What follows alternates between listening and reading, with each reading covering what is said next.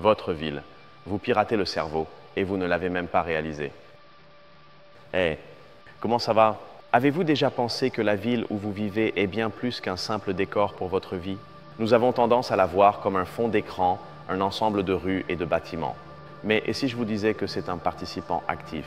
Un sculpteur secret qui modèle votre cerveau, vos émotions et même vos décisions les plus intimes à chaque seconde? Aujourd'hui, nous allons faire un voyage profond, une descente à travers 5 niveaux de connaissances. Et je vous promets une chose, quand nous aurons terminé, vous ne marcherez plus jamais dans votre rue de la même manière. Commençons par le niveau 1, la surface, ce que tout le monde sait. Le cliché numéro 1, les grandes villes sont stressantes. Le bruit constant, les foules, la hâte. Nous avons tous ressenti cette tension dans les épaules. C'est l'idée la plus basique et universelle sur la vie urbaine, le point de départ que nous partageons tous. Un autre classique, le rythme de vie. Avez-vous remarqué que les gens dans les grandes capitales semblent marcher, parler et même commander un café comme s'ils étaient sur un compte à rebours? Ce n'est pas votre imagination, c'est un phénomène réel. Pensez à la dernière fois que quelqu'un marchait trop lentement devant vous. Vous avez ressenti ce petit pincement d'impatience, n'est-ce pas? C'est le rythme de la ville qui s'est insinué dans votre système nerveux. Et que dire de la carte de votre ville? Certaines sont une grille parfaite, comme un échiquier, tandis que d'autres sont un labyrinthe chaotique de ruelles. Ce n'est pas un hasard. Cela a une histoire d'origine fascinante. Les villes en grille, comme beaucoup en Amérique, ont souvent été planifiées avec une règle et un crayon, parfois inspirées des camps militaires romains, pure logique et efficacité. Les chaotiques, comme dans de nombreux centres historiques d'Europe, ont poussé organiquement, comme un arbre, les rues suivant d'anciens sentiers ou des remparts. Ce sont deux philosophies de vie gravées dans l'asphalte.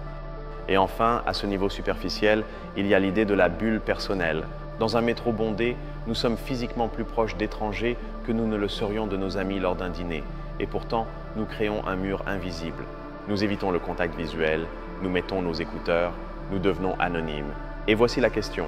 Si nous choisissons de vivre entourés de millions de personnes, pourquoi nous efforçons-nous tant de les ignorer? Ok, récapitulons ce premier niveau. Stress, rythme accéléré, rue planifiée ou chaotique et anonymat dans la foule. C'est ce que n'importe qui vous dirait sur la vie en ville. C'est la pointe de l'iceberg, ce qui flotte à la vue de tous. Mais si c'est ce que nous voyons en surface, quel moteur secret le meuvent en dessous? Pourquoi notre corps et notre esprit réagissent-ils ainsi? Il est temps de plonger. Bienvenue au niveau 2.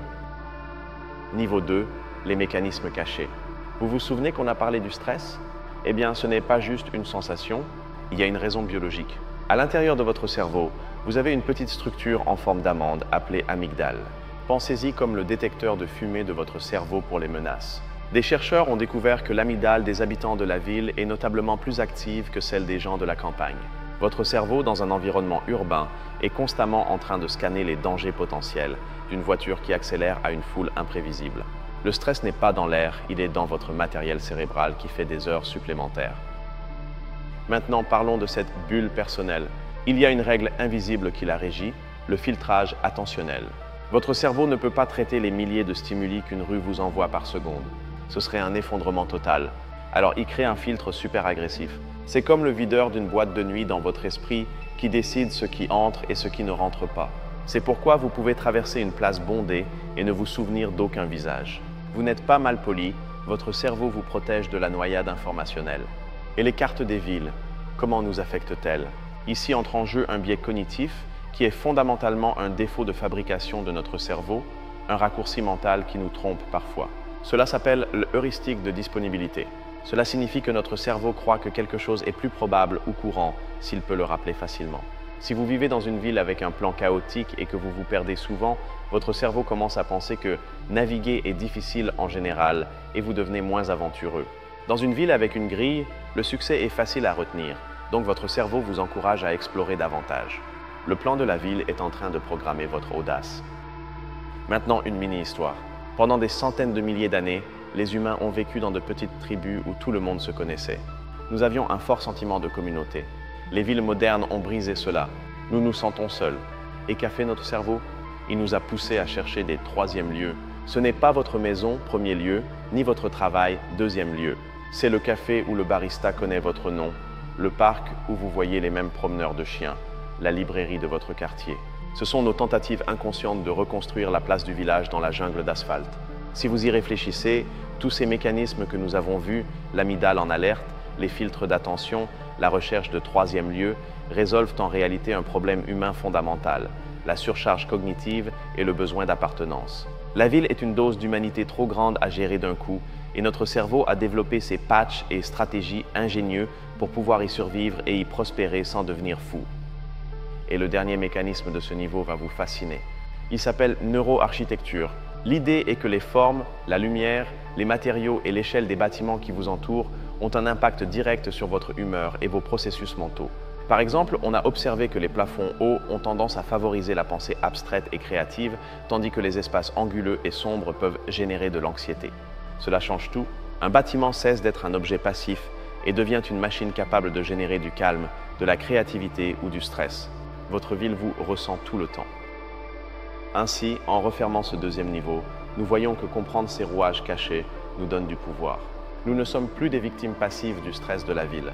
Nous savons maintenant que nous pouvons rechercher consciemment des espaces avec des plafonds hauts si nous nous sentons bloqués, ou faire une promenade dans un parc pour calmer notre amygdale. Nous commençons à pouvoir piloter notre expérience urbaine. Mais si vous pensiez que tout était clair, préparez-vous, car c'est là que l'histoire devient un véritable chaos. Tout n'est pas une machine bien huilée faite de cerveau et d'environnement. Il y a des intérêts, des conflits et des paradoxes partout. Bienvenue au niveau 3, le chaos de la réalité. Et la première grande controverse est la gentrification. D'un côté, vous avez le camp qui dit « c'est le progrès ». De nouveaux magasins arrivent, les bâtiments sont rénovés, la criminalité diminue, le quartier est plus sûr et plus joli.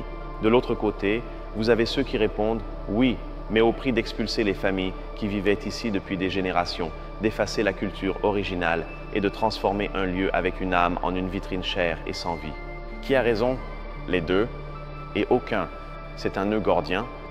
Maintenant, laissez-moi vous confier un secret et démonter un mythe, celui du citoyen antipathique. Pourquoi tout le monde croit que les gens des grandes villes sont désagréables? La raison est un biais mental appelé erreur fondamentale d'attribution. C'est la tendance de notre cerveau à expliquer le comportement de quelqu'un par sa personnalité plutôt que par sa situation. Nous voyons quelqu'un qui ne nous tient pas la porte et nous pensons « quelle personne égoïste », au lieu de peut-être que cette personne est en retard pour le travail le plus important de sa vie. Lorsque nous avons parlé des filtres attentionnels, nous avons vu la vérité. Ce n'est pas qu'ils sont désagréables, c'est que leur cerveau est en mode de survie urbaine. Et voici une paradoxe qui vous fera réfléchir.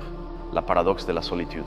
Jamais dans l'histoire de l'humanité, nous n'avons vécu aussi physiquement proches les uns des autres. Des millions de personnes entassées sur quelques kilomètres carrés. Et pourtant, les sondages montrent que les villes sont les épicentres de la solitude. Nous sommes entourés de gens, mais nous nous sentons profondément seuls. Comment est-il possible d'être dans une foule et de se sentir invisible? C'est la grande contradiction de la vie moderne. Maintenant, soyons critiques. Parlons de l'architecture hostile. Ces bancs dans les parcs avec des accoudoirs au milieu pour que personne ne puisse s'allonger. Ces pointes métalliques sur les rebords de fenêtres ou sous les ponts. On nous les présente comme des solutions de design urbain pour prévenir les comportements antisociaux. Mais soyons honnêtes, elles sont conçues pour rendre la vie impossible aux sans-abri. Et la plupart d'entre nous l'acceptons sans sourciller. Alors je vous demande, est-il éthique de concevoir nos villes pour qu'elles soient activement cruelles envers les plus vulnérables? Une autre controverse qui a évolué avec le temps, la voiture. Dans les années 50 et 60, la voiture était le symbole ultime de la liberté et du progrès. Nous avons construit des autoroutes qui divisaient les villes en deux, et nous avons tout conçu autour de l'automobile. Aujourd'hui, le débat est inverse. Nous considérons la voiture comme le méchant qui pollue, génère du trafic, isole les gens et vole l'espace public. Maintenant, la lutte est pour piétonniser les rues et rendre la ville aux personnes. Le héros d'hier est le monstre d'aujourd'hui. Tout cela nous amène à un problème fondamental de la condition humaine, la quête d'identité. Dans un petit village, votre identité est donnée. Vous êtes le fils du boulanger ou celui qui vit dans la maison sur la colline. En ville, personne ne vous connaît. Vous avez la liberté absolue de vous inventer, de choisir votre tribu, musicien, skateur, entrepreneur, activiste. Mais cette liberté est aussi terrifiante. C'est le fardeau et la bénédiction de devoir construire votre moi à partir de zéro. En résumé, ce troisième niveau nous montre que la réalité est un merveilleux désordre. Elle est pleine de débats sans solution facile, de paradoxes qui nous blessent, de questions éthiques inconfortables et de luttes de pouvoir.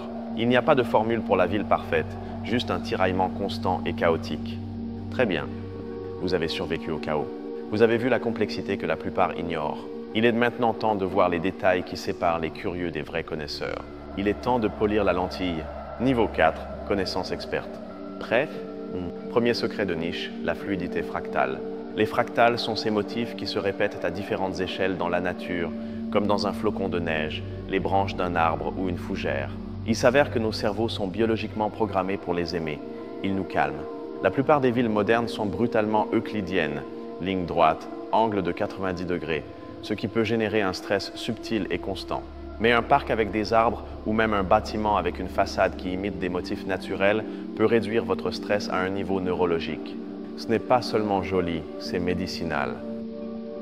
Maintenant, un concept un peu plus technique, mais je vais vous l'expliquer avec une analogie géniale. Cela s'appelle la théorie de la perspective et du refuge. Imaginez que vous êtes l'un de nos ancêtres dans la savane africaine. Quel est l'endroit le plus sûr? Un endroit d'où vous pouvez voir au loin pour détecter les dangers, perspective, mais depuis un lieu protégé où l'on ne peut pas vous voir, refuge. Comme une grotte sur une colline, eh bien, votre cerveau du 21e siècle cherche exactement la même chose. La meilleure place dans un café est presque toujours celle qui est dans un coin, dos au mur, refuge, mais avec une vue claire sur la porte et le reste de l'établissement, perspective. C'est votre homme des cavernes intérieures qui choisit la table. Parlons d'un héros oublié, William H. White. Dans les années 70, ce sociologue a fait quelque chose de révolutionnaire par sa simplicité. Il a installé des caméras sur les places de New York et a simplement observé ce que faisaient les gens. Pas de sondage, pas d'entretien. Observation pure. Il a découvert des choses qui semblent évidentes aujourd'hui, mais que personne ne voyait. Les gens adorent s'asseoir sur les marches, préfèrent les chaises qu'ils peuvent bouger et sont attirés par les endroits où il y a déjà d'autres personnes. Ces découvertes ont transformé le design urbain et nous ont rappelé que les villes doivent être faites pour les gens, pas seulement pour les photos. Et maintenant, la vision rebelle, la psychogéographie. C'était une idée d'un groupe d'artistes et de penseurs français appelés les situationnistes. Ils proposaient d'explorer la ville d'une manière radicalement nouvelle, en ignorant les cartes et en se laissant porter par les émotions et la curiosité. Ils ont appelé cela la dérive. C'est un acte de rébellion contre la ville, comme une machine efficace pour aller du point A au point B. C'est une tentative de redécouvrir l'âme et les zones émotionnelles cachées de votre propre environnement, les lieux qui vous attirent ou vous repoussent pour des raisons que vous ne pouvez pas expliquer. Voici un fait qui va à l'encontre du sens commun. Nous savons que les parcs et les arbres sont agréables, n'est-ce pas? Mais la recherche va bien au-delà. Des études ont montré que les patients hospitalisés qui ont une fenêtre donnant sur des arbres se rétablissent plus rapidement et ont besoin de moins d'analgésiques que ceux qui voient un mur de briques. D'autres études ont corrélé les quartiers avec plus d'arbres à des taux de criminalité significativement plus bas. Notre intuition nous dit que le vert est une décoration. La science nous dit que c'est une infrastructure de santé publique et de sécurité. Et maintenant, le moment Eureka qui connecte tout. Pourquoi une promenade dans un parc nous éclaircit l'esprit? La réponse se trouve dans la théorie de la restauration de l'attention. Notre cerveau a une batterie d'attention dirigée, celle que nous utilisons pour travailler, étudier ou conduire. L'environnement urbain, avec ses exigences constantes, épuise cette batterie. La nature, en revanche, est pleine de ce que les chercheurs appellent des fascinations douces, le mouvement des feuilles, le son de l'eau, et de motifs fractales. Vous vous souvenez que nous en avons parlé? Ces éléments permettent à notre attention dirigée de se reposer et de se recharger. Ce n'est pas une sensation poétique, c'est un processus de maintenance cognitive.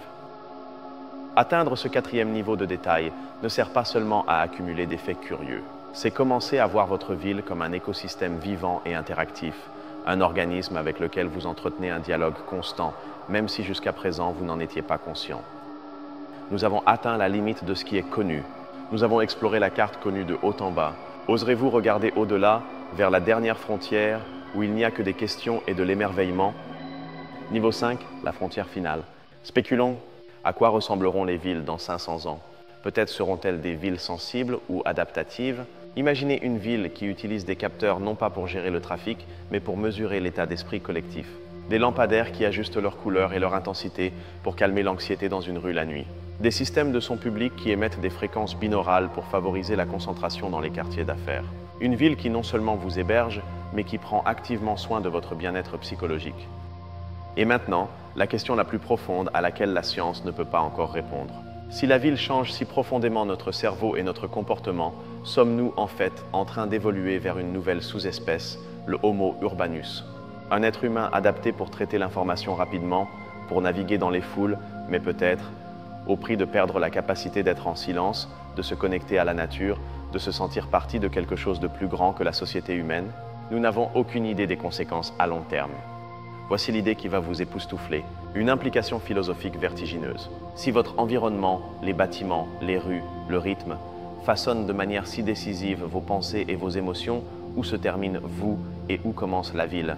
Ce sentiment d'anxiété que vous ressentez dans le métro, est-il vraiment le vôtre ou est-ce un écho des wagons bondés et du bruit assourdissant? Cela dynamite l'idée que nous sommes un moi indépendant et autonome.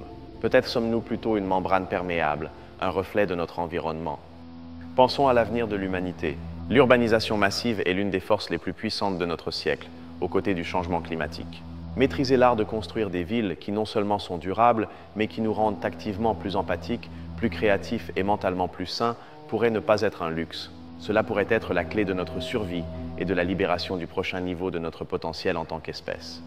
Et la dernière idée, la plus provocatrice, peut-être que le but fondamental d'une ville n'est pas économique, ni social, ni logistique. Peut-être qu'une ville est, par-dessus tout, un accélérateur de conscience. Une machine conçue pour forcer la collision de millions d'esprits, de cultures, d'idées. Cette friction constante génère de l'innovation, de l'art, de la science et de nouvelles façons de penser à une vitesse qui serait impossible dans tout autre environnement. Peut-être que les villes sont l'outil que l'humanité a inventé pour se forcer à évoluer. Et avec cette idée, notre voyage à travers les 5 niveaux est terminé. Nous sommes descendus de la surface la plus évidente jusqu'à la limite même de la spéculation philosophique. Maintenant, avec cette nouvelle perspective, il est temps de contempler l'ensemble du tableau.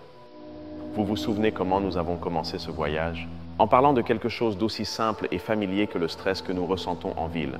Cela semblait juste un inconvénient, un prix à payer. Et regardez où nous en sommes arrivés maintenant. Nous nous demandons si la ville est une sorte d'esprit externe, un accélérateur de l'évolution humaine qui redéfinit le concept même du moi. Nous sommes passés d'un fait quotidien à l'une des questions les plus profondes sur notre avenir en tant qu'espèce. Tel a été notre voyage. Et maintenant, je vous le demande directement. De toutes ces couches que nous avons découvertes, de la neuroarchitecture à la paradoxe de la solitude, quelle est l'idée qui vous a le plus frappé? Y a-t-il quelque chose qui vous a fait voir votre propre rue, votre propre quartier avec d'autres yeux? J'adorerais lire vos réflexions dans les commentaires. Merci du fond du cœur de m'avoir accompagné dans cette descente. Si vous aimez ces voyages profonds qui changent votre perspective, pensez à vous abonner, car nous avons à peine commencé à effleurer la surface de tout ce qu'il y a à découvrir.